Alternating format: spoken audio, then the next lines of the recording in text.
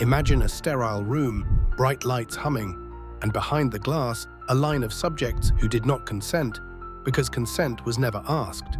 This is not fiction. It is a recurring chapter in medical history where ambition outraced ethics and curiosity became cruelty. In the early 20th century, researchers pursued knowledge with few restraints. The Tuskegee syphilis study is emblematic. For 40 years, black men in Alabama were observed as their disease progressed. Denied treatment even after penicillin proved effective, scientists argued that long-term data mattered more than lives. The consequence? Needless suffering, families shattered, and a nation forced to confront the moral cost of research. Across the Atlantic, Nazi physicians transformed medicine into atrocity. Under the guise of science, prisoners were subjected to hypothermia tests, infectious agents, and surgical mutilations without anesthesia. These experiments were not failures in protocol, they were crimes against humanity.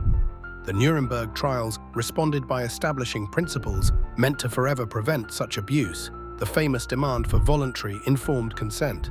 But unethical experiments were not confined to dictatorships. In the United States, the Guatemalan syphilis studies deliberately infected prisoners, soldiers, and patients without consent to test treatments.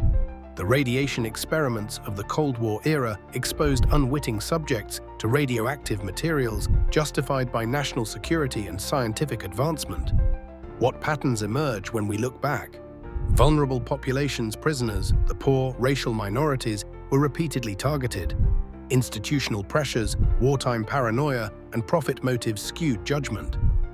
And crucially, scientific authority often went unquestioned, creating environments where ethical red flags were ignored.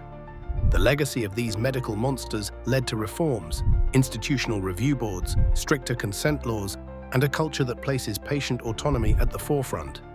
Yet vigilance remains necessary.